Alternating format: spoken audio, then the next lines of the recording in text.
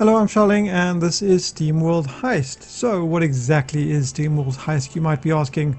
It's a 2D tactics game set in a steampunk universe from the creators of SteamWorld Dig. So for those of you who've played that, you'll be very familiar with the setting, no doubt. For me though, this is my first venture into the SteamWorld universe, and let me say what an experience it has been. So the first thing to strike you may be the art style. It looks really good. The characters themselves have a surprising amount of detail, as do the environments. I think that the artists have really managed to create a memorable and unique setting with this particular title. So the story has you playing a group of pirate robots who have different backstories, teaming together to help out some of the more helpless robots in the galaxy. There are a number of different factions that you're going to be facing off against across the 3 systems that are available in the game. And within each of these systems, of course, each faction has different enemies that have different behaviors, and this for the most part is going to keep things interesting and have you changing up your tactics and equipment. So the combat system in SteamWorld Heist, for all intents and purposes, is kind of like a 2D version of XCOM, even according to the developer's description on the Steam page. At the start of each of the game missions, you're going to select your team. Now this can vary anywhere from 1 to 4 robots. You'll be choosing their loadout as well as 3 utility items, some of which are going to give you additional actions which they can use in their turn, like healing or a sidearm or a grenade, that kind of thing. And other utility abilities are going to be passives like body armor or shoes, which help you speed up or increase your health respectively. So there are a fair amount of items that you can equip in the game, the caveat being you either need to find them as loot or you're going to need to purchase them at one of the various locations throughout the different systems in the game. So once you've basically selected everything and you're happy with the loadout of your team, you're going to start your mission. Now these missions are where you're going to be spending the majority of your time in the game. They are procedurally generated, so even if you play the same missions again, which you can, and in fact you will be doing, more on that later, you'll be getting somewhat of a different experience with each playthrough. The rooms are modular, so each map will draw from a pool of different rooms that will basically make up the level. Now, because the game is 2D, there's going to be ladders connecting the different floors. There are barrels and such which can be used for cover. Some are high, some are low, all of which can be destroyed if they take enough damage. And of course the level will be populated with a variety of enemies, and the type will be determined by what system you're currently in, and the difficulty can be set before each mission. So obviously harder difficulties are going to offer more XP and the possibility of better loot. So each of your characters can move and take one action. So for example, you could move and shoot, or you could move and heal, or move and use one of your other active utilities, or alternatively you can sprint. And much like in XCOM, if you sprint, you'll be unable to shoot. So you're going to be moving your team around the ship using these mechanics.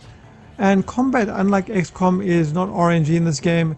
You actually physically have to aim with the mouse, shall I say, or the gamepad if you're using one of those. And when you're happy with the trajectory of your shot, you're going to press fire. So getting a good line of sight is extremely important in this game. Enemies behind full cover are obviously going to be harder to hit since less of their bodies are exposed, but you can still get their headshots if you have the right trajectory. Headshots have a 50% chance to crit as well. The other thing that you need to consider is that certain non-solid floors can be shot through. So you can be shot from both above and below if you are not paying attention to the location of the enemies. And on top of this, some of the weapons have arced trajectories like grenade launchers. Some of the pistols come with scopes that actually have what equates to laser sighting, so you can actually rebound these bullets off walls.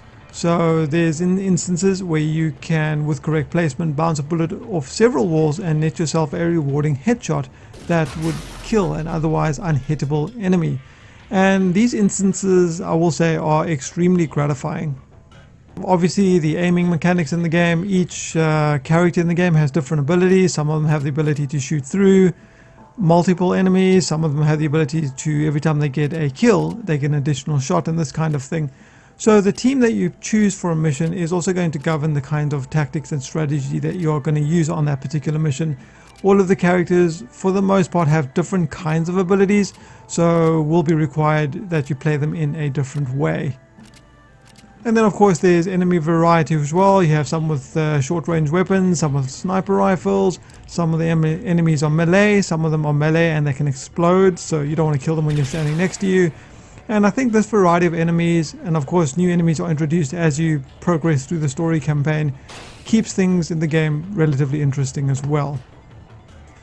But aside from killing all the enemies, which for the most part is not the objective of each stage since they will eventually just keep spawning, the idea for the majority of stages is to collect loot, which is scattered throughout the stage. Now, loot comes in two forms. There's normal loot, which comes in what looks like sacks of gold, and epic loot. So there is some variety with regard to how this is going to take place. But for the most part, it's get X amount of loot and then get your team to the extraction point.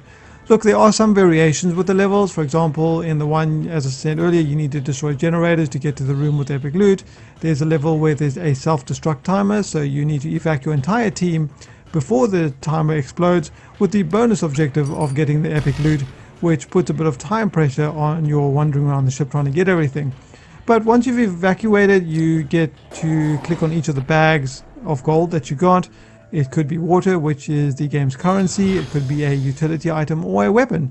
And if you're really lucky, it could be a rare variation of the weapon or the utility item. Now, obviously, epic loot is always going to provide you with epic items. You'll also be collecting hats. Yes, hats. Each enemy in the game wears a particular hat. Now, these hats that the enemy is wearing are specific to the type of enemy, but on occasion they'll be wearing what is essentially a rare hat, I suppose. You actually need to shoot the hat off without killing them in order to collect it. If you kill the enemy, the hat disappears. So you actually have to waste a shot. Let's not call it waste. You'll actually have to use a shot to shoot the hat off of his head, then kill him, and then go and collect the hat. And like every game with the get them all mentality, it's going to cause you to think twice about killing enemies because that guy's wearing the hat that I want to put on my guy. The good news is that you only need one of each hat in order to equip your entire team with that particular hat. Not that you will do that, but in the event that you did want to do that. And I'll say though, it's strangely compelling, and at the same time it can be infuriating when you see the guy with the hat and you try get the hat off and you miss your shot and you kill him, and then you're gonna have to wait for another mission in order to get that hat. But other than that, once you've gotten through each mission, you'll get XP, your team will level up, they'll unlock more abilities, you'll get more currency to buy new equipment, and you can also buy more inventory space. And in fact, you'll need to buy more inventory space because at the end of every mission, if you don't have enough inventory space, you're going to have to sell some stuff. So as I said earlier, missions can be repeated. They are procedurally generated, as I mentioned earlier as well. So if you want to level up your team before taking on a particularly difficult mission, you can do that as well. Although the epic loot on repeated missions won't be available since you've already picked it up. So let's briefly talk about the galaxy map. Now, each sector is comprised of a number of different missions. Each mission awards between 1 to 3 stars, and each of these missions is joined to one another. Now, certain points in the story are going to be locked off until you've acquired a certain amount of stars. So you'll actually need to get max stars for many of the missions in a system in order to progress through the different checkpoints, if I can call them that. And that means that you're going to have to complete the missions without anyone dying. However, the good news is that it can be done on any difficulty as far as I can tell, and you will still get awarded 3 stars for full completion. You won't get 3 stars if you lose a member on the team or you don't finish the designated objectives for a particular map. So yeah, if you're finding a mission too hard, you can just turn down the difficulty, or if you want a more challenging experience and more XP, you can basically just increase it. And you can repeat any mission as many times as you want in order to farm for loot or in order to level up your guys. Failing or aborting missions will cause you to lose a fair amount of water, which is the game's currency, as I mentioned earlier, unless you are playing on casual, I believe. But otherwise, in my time with the game, I found myself repeating numerous missions in order to level up my new teammates, or completing missions on harder difficulties just to get cash to buy stuff. So this is something that you are going to have to do. It's not entirely grindy because of the procedural nature of the levels. But otherwise, I'm having a blast with SteamWorld Heist. Its combat is rewarding, it's not overly complicated, and the difficulty can be adjusted on the fly. But as I said earlier, also, even though it doesn't seem like it will be a deep tactical experience, it is actually quite tactical, more so on the harder difficulties, obviously. The thought of getting the next ability level on your team or the next tier of weapon is actually quite compelling. And even though there was a necessity to go back and replay previous stages, It never really felt like a grind, and I didn't ever feel that the game was unfair in its difficulty. But otherwise, I'll say that this game is definitely entertaining. If you're looking for a nice turn-based game, you should definitely check out SteamWorld Heist. You won't regret it. And if the 15 hours plus of the main game aren't enough for you, there is also DLC as well, which adds new weapons, new recruitable team member, and 6 new missions, as well as new hats.